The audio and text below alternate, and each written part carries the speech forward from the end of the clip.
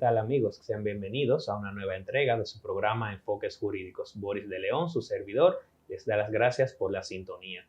En esta oportunidad contaremos con la grata presencia del Dr. Jaime Senior, abogado experto en Derecho Comercial y Financiero, con quien hablaremos acerca de las normas y políticas públicas para facilitar y abaratar el acceso al crédito en República Dominicana. Regresamos en breve.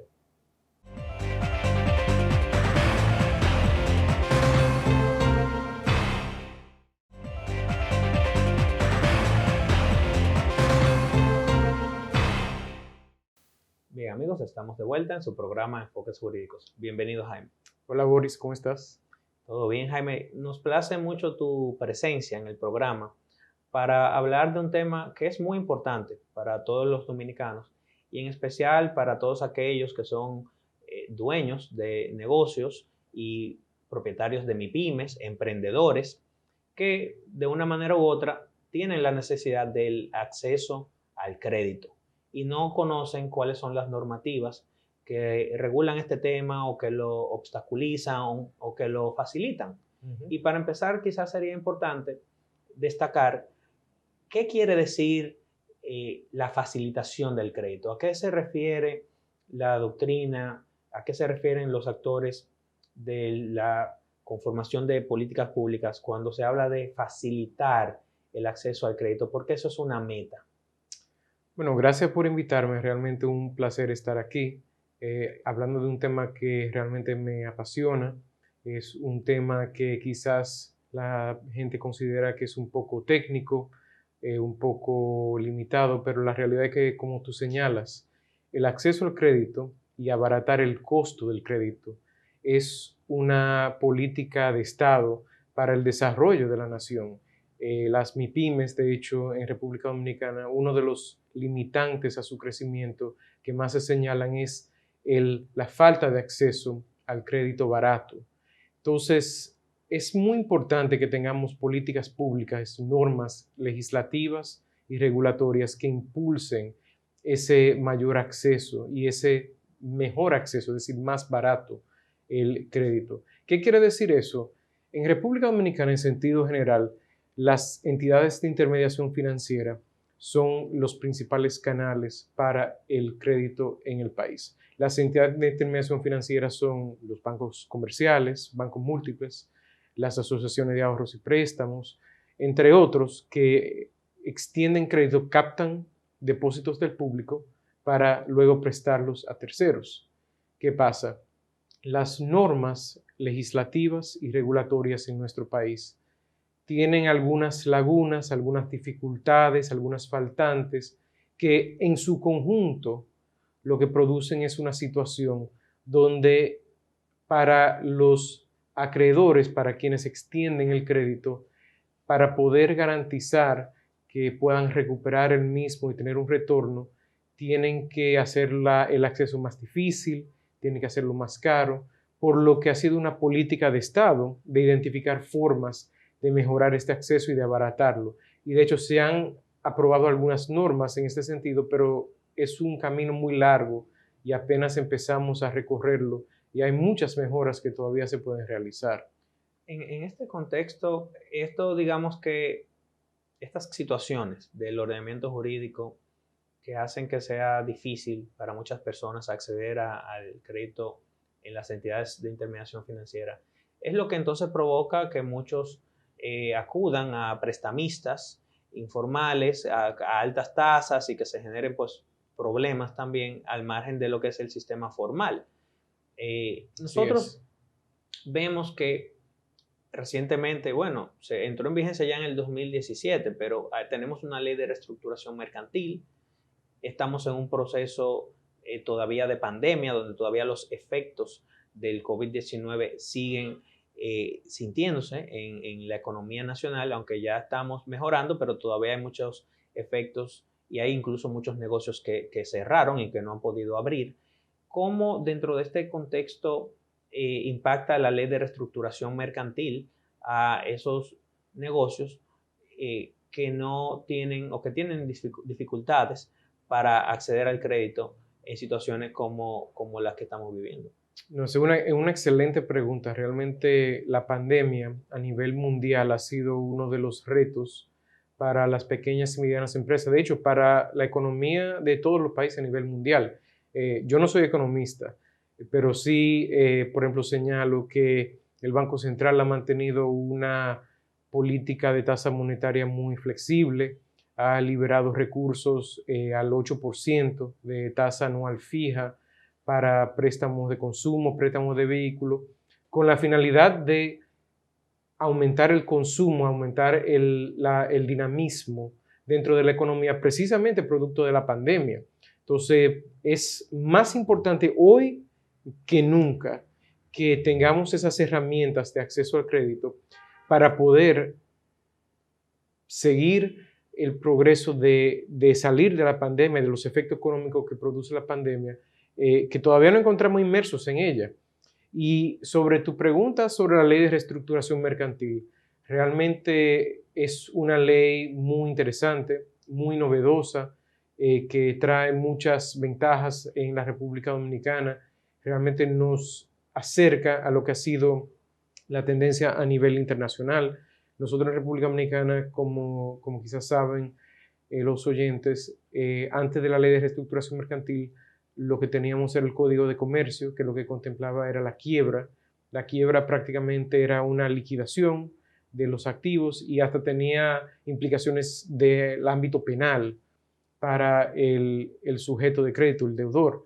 La ley de reestructuración mercantil lo que busca es facilitar el acceso al crédito mediante la posibilidad de que un deudor pueda reestructurar cuando tenga problemas de liquidez en vez de solvencia, las deudas que tiene. Ahora, esa ley que realmente fue una ley que entendíamos que iba a ser una ley de gran impacto en la República Dominicana, todavía ha tenido un impacto muy limitado, en parte porque los tribunales especializados en la materia que se tenían que crear bajo la ley no han sido creados. Estamos todavía a mitad en ese sentido de ese camino.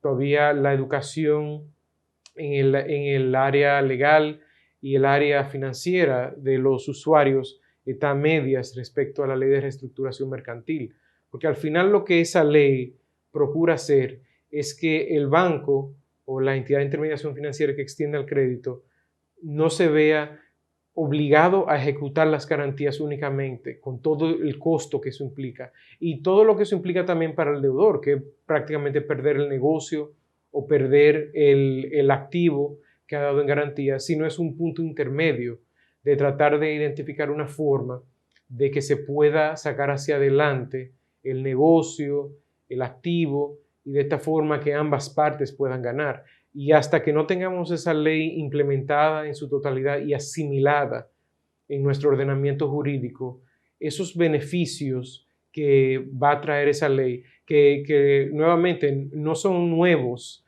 esa ley ha sido implementada o alguna forma de esa ley ha sido implementada prácticamente a nivel mundial y los efectos, los beneficios han sido muy claros a nivel mundial. Nosotros no lo vamos a poder obtener sino hasta que se pueda implementar de manera completa. Muy bien. Jaime, esto me lleva a preguntarnos qué ocurre en el ámbito de la normativa general, porque la ley de reestructuración mercantil se refiere específicamente ya a una situación de impago, de imposibilidad de pagar a los acreedores y digamos que establece los mecanismos, como bien dijiste, para salvar, tratar de salvar el negocio, que era una salida que no se tenía antes con la regulación anterior de la quiebra. Pero la normativa que tenemos actualmente, se podría afirmar, beneficia más a los acreedores o a los deudores en cuanto al tema de la gestación del crédito, porque sabemos que tenemos mucha población que no tiene facilidades o que no puede acceder, pero no sabemos si una vez se accede al crédito, entonces cómo el ordenamiento jurídico trata a ambas partes en la ecuación. Una excelente pregunta, Boris. Realmente el tema de a quién beneficia o perjudica la norma de acreedor y deudor en República Dominicana, yo creo que depende de en qué silla uno está sentado. Los acreedores siempre se quejan, no, los deudores tienen la norma a su favor, están incidentando, yo no puedo cobrar la garantía. Los acreedores siempre toman la posición de decir, no, es tan difícil prestar aquí, yo no puedo recuperar, es una pérdida. Entonces, realmente mi opinión es que la norma en República Dominicana no favorece ni al acreedor ni al deudor, pero no es muy eficiente para ninguno de los dos. Y eso perjudica a ambos, porque en la medida en que es más difícil para el acreedor recuperar el crédito en caso de un incumplimiento, más caro tiene que ser el crédito, porque el acreedor, el banco u otra entidad financiera, tiene que incluir en su precio, que es la tasa de interés que cobra, cierto factor de riesgo de la recuperación. Entonces, eso al final del día no le beneficia al deudor, porque si bien la normativa entiende que puede ser balanceado, tiene algunos aspectos a su favor, también lo está pagando en una tasa de interés más cara. Y precisamente eso es lo que procura la mejora normativa y de políticas públicas, de que ese crédito sea accesible para más personas, más MIPYMES, pero que también sea más barato. Claro. ¿Cuáles serían los retos entonces de las entidades de intermediación financiera para, digamos que, poder facilitar el acceso al crédito mediante mecanismos que coadyuven al repago de las deudas? O sea, ¿cómo puede el sistema irse encaminando a beneficiar a las MIPYMES? Ahorita mencionabas que, por ejemplo, se han llevado a cabo incentivos y que hay facilidades, por ejemplo, para préstamos de vehículos, pero muchas veces una MIPYME lo que necesita es un préstamo para sobrevivir los próximos 3 meses o para pagarle a los empleados, y no hay un activo tangible que pueda ser puesto como garantía. Entonces eso nos lleva a preguntarnos qué se está pensando dentro del sector financiero para lograr la meta de también que se traduce en una mayor inclusión de otros actores que podrían estar en el mercado financiero. Así es, y de hecho eso es una pregunta que probablemente tiene mucho que ver con la normativa regulatoria en la materia. Es decir, los reglamentos que emanan de la Junta Monetaria y la Superintendencia de Bancos como órganos supervisores del sistema financiero y del sistema bancario nacional. De manera muy puntual, por ejemplo, podemos señalar lo que se llama el Reglamento de Evaluación de Activos, el REA, que es la normativa que utiliza la Superintendencia de Bancos para determinar si un crédito de un banco es un crédito bueno o un crédito que tiene que ser castigado. Si es un crédito que tiene que ser castigado, el banco tiene que provisionar, es decir, apartar dinero efectivo suyo en caso de que haya un incumplimiento, porque lo que se persigue es proteger que el dinero de los depositantes no vaya a ser perdido por un incumplimiento bancario. ¿Qué pasa? Que el REA premia a las garantías inmobiliarias por encima de toda otra garantía. ¿Qué pasa? Una MIPYME es muy inusual que tenga un bien inmueble que pueda dar en garantía. Usualmente está alquilando un local. Claro. ¿Y qué tiene una MIPYME? Tiene inventario, o puede tener propiedad intelectual, puede tener otros bienes mobiliarios que puede dar en garantía, pero el mismo REA, Reglamento de Evaluación de Activos, no le tiene la misma consideración, la misma ponderación para fines de el banco y qué costo le tiene que asignar a esas garantías que lo que tiene para los bienes inmuebles. Entonces, estamos ahí ante una normativa que quizás, aunque bien intencionada, quizás se encuentre un poco desfasada con la realidad de la economía moderna y que tiene que ser mejorada para que las pymes tengan mejor y mayor acceso al crédito. Muy bien, cuando regresemos, amigos, vamos a hablar sobre la ley de garantías mobiliarias para ver cómo entra dentro de este contexto que hemos comentado. Regresamos en breve.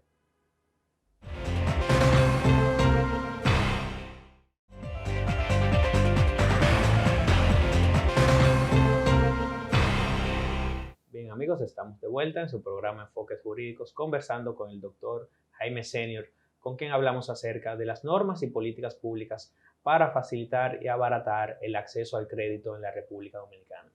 Jaime, en el segmento anterior hablabas sobre los retos que tiene el sector financiero respecto a mejorar los mecanismos para las garantías y hablabas de la distinción entre las garantías inmobiliarias, es decir, las hipotecas, y las personas que tienen la posibilidad de ofrecer ese activo inmobiliario a una entidad financiera para hacer un préstamo, para poder acceder a un préstamo a una tasa más o menos razonable, y lo que pasaba con aquellas empresas que son la mayoría de las MIPYMES que no tienen un activo inmobiliario, no tienen un inmueble propio que puedan utilizar para acceder al crédito. Entonces, lo que tienen son otros activos de naturaleza mobiliaria y eso nos lleva a preguntarnos sobre la situación de la ley de garantías mobiliarias, la ley 45-20, una ley del año pasado, que sería bueno saber cuáles son los beneficios que esta ley trae de manera concreta, pero también cuál es la situación. Esta ley ha podido ya implementarse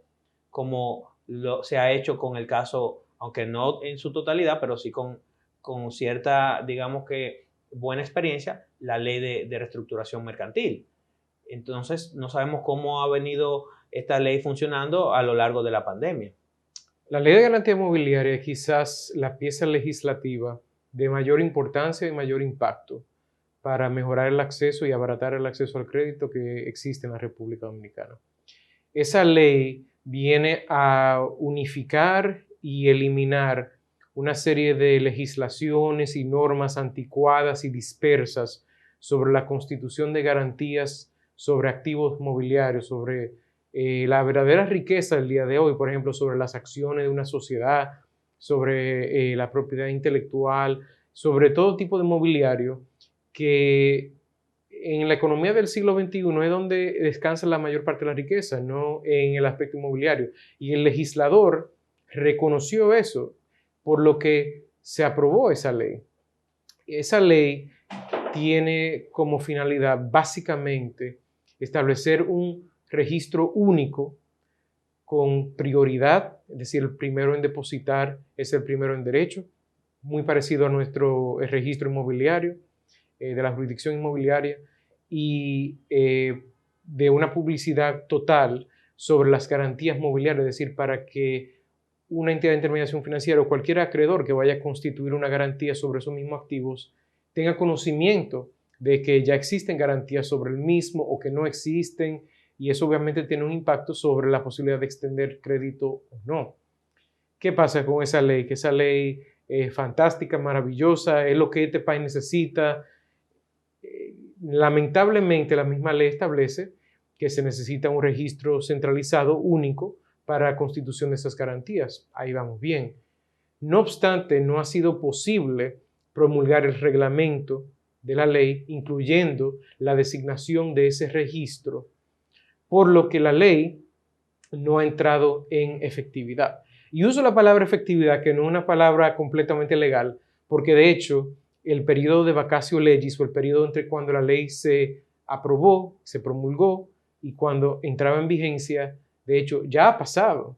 La ley técnicamente se encuentra en vigencia, pero no hay un registro, no hay un reglamento, por lo que la ley carece de efectividad. No hay forma de hacer valer cualquier derecho bajo la misma, lo que nos coloca en una situación jurídica de cierta nebulosidad, porque no queda clara cuál es la norma aplicable, pero realmente resulta urgente.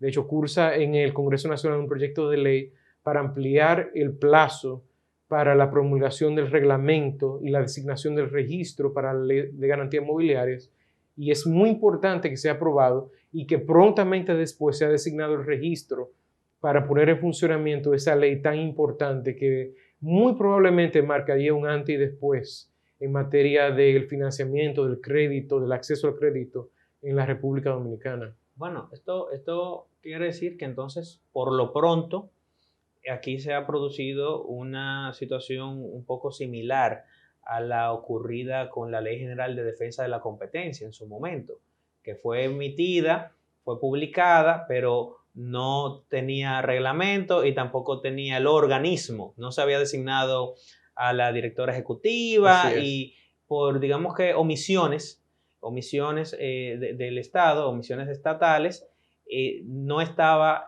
operativa, que a eso te has querido referir cuando has hablado de la efectividad. Sí está vigente la ley de garantías mobiliarias, pero no está operativa Es correcto. ante la falta del registro que vendría siendo entonces la plataforma y la institución que estaría encargada de administrar el sistema. Así O sea, el es. sistema de las garantías mobiliarias sería un sistema un poco similar, como bien has mencionado, a lo que ocurre con el registro inmobiliario, un sistema de publicidad administrado, que sería ese sistema lo que daría entonces la confianza. Exacto. Ese sistema sería lo que daría la confianza y lamentable la situación que has mencionado de que todavía entonces no contamos con esa herramienta y por ende no tenemos la ley operativa. Es una situación que además de urgente se traduce en una omisión que por lo pronto sería subsanada si se aprueba ese plazo de la vacatio leyes, pero por lo pronto significa que hay una omisión del Estado en poder poner en funcionamiento la ley con el registro y nos lleva a preguntarnos entonces, ¿cuáles otras medidas, o sea, cuáles otros mecanismos se pueden adoptar, además del registro, para abaratar el acceso al crédito y facilitar el acceso al crédito que hemos visto ahora con la pandemia del COVID-19, qué tan importante es? O sea, se sabe que es importante, pero quizás si muchos negocios que hoy tienen sus puertas cerradas hubiesen tenido la posibilidad de acceder a créditos durante la primera etapa de la pandemia, quizás hoy estuviesen abiertos. Así es. Y la ley de garantía mobiliaria realmente es el 1A en esa iniciativa. Y es interesante que ya es una ley que tenemos. Sencillamente la tenemos que colocar en una situación que pueda ser efectiva, que tengamos un registro. Eso es una falta que yo entiendo que es inexcusable. Tiene que ser resuelta lo más pronto posible. Más allá de la ley de garantías mobiliarias, nosotros tenemos que modernizar algunas de las normas bancarias, como había mencionado el reglamento de evaluación de activos, que yo creo que va de la mano con la ley de garantías mobiliarias. Y también el mismo sistema judicial tiene que tomar mayor conciencia de lo que son los documentos de crédito, la urgencia que tiene cobrar el crédito, porque todos los factores de a veces lo que se entiende o lo que se supone es la dilación para poder cobrar, la dilación para poder ejecutar una garantía, son elementos que llevan a que las garantías tengan menos valor en el futuro, por lo que son temas que las entidades de intermediación financiera toman en cuenta al momento de determinar cuál es el precio, es decir, cuál es la tasa de interés que van a ofrecerle a una MIPYME o a cualquier deudor o a cualquier persona que está solicitando un préstamo. Y es muy importante que definamos como sociedad qué queremos. Hay algunas sociedades que tienen normas judiciales que son muy favorables hacia los acreedores y por consiguiente el crédito es muy barato, por ejemplo en los Estados Unidos.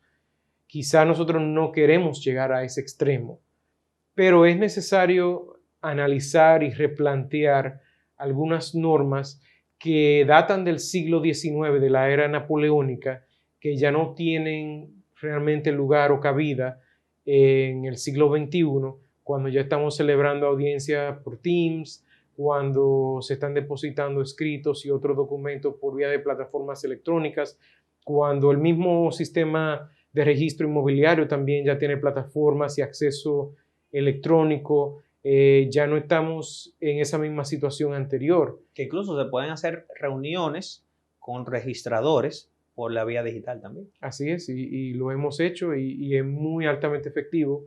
En vez de tener que trasladarse a Nagua, por ejemplo, para celebrar una reunión, se puede hacer vía Teams. Eso, de hecho, más allá que el crédito, redunda en mayor eficiencia para la economía en sentido general. Y eso es lo que queremos. Pero esa discusión, esas políticas públicas, la tenemos que ponderar a nivel de sociedad. La tenemos que ponderar a nivel no solo de los abogados, sino también involucrar economistas, los defensores de los derechos del consumidor, como por ejemplo Prousuario en la Superintendencia de Banco y Proconsumidor, que es una entidad independiente, entre otras entidades y partes interesadas. Bueno, mira, has mencionado a Prousuario, que es una dirección de la Superintendencia de Bancos enfocada en la protección de los derechos de los usuarios, y precisamente me preguntaba qué puede hacer el organismo regulador mientras tanto, porque hablamos de situaciones, por ejemplo, que requerirían iniciativas legislativas, reformar el modus operandi de los procesos civiles de cobro requeriría una reforma legislativa, pero tenemos organismos reguladores que son parte del sistema financiero y que también podrían aportar su granito de arena. Así, Prousuario ha sido una dirección de la Superintendencia de Banco que ha tenido mucha importancia y mayor importancia en el último año. Es realmente una herramienta para el usuario de los servicios bancarios, y de hecho es el contrapeso a las entidades de intermediación financiera, lo que vemos como algo muy positivo. Eso es algo que las entidades de intermediación financiera deben trabajar de la mano con la Superintendencia de Bancos y Prousuario, precisamente para identificar mecanismos y formas de simplificar los contratos, simplificar los mecanismos, y de esta forma se va a poder aumentar y dar mayor acceso al crédito, porque en la medida en que tanto acreedor como deudor estén representados en la misma mesa, ahí veremos que habrá mayor facilidad para acceder a ese crédito. Claro. Jaime, muchísimas gracias. Amigos, hasta una próxima entrega de su programa Enfoques Jurídicos.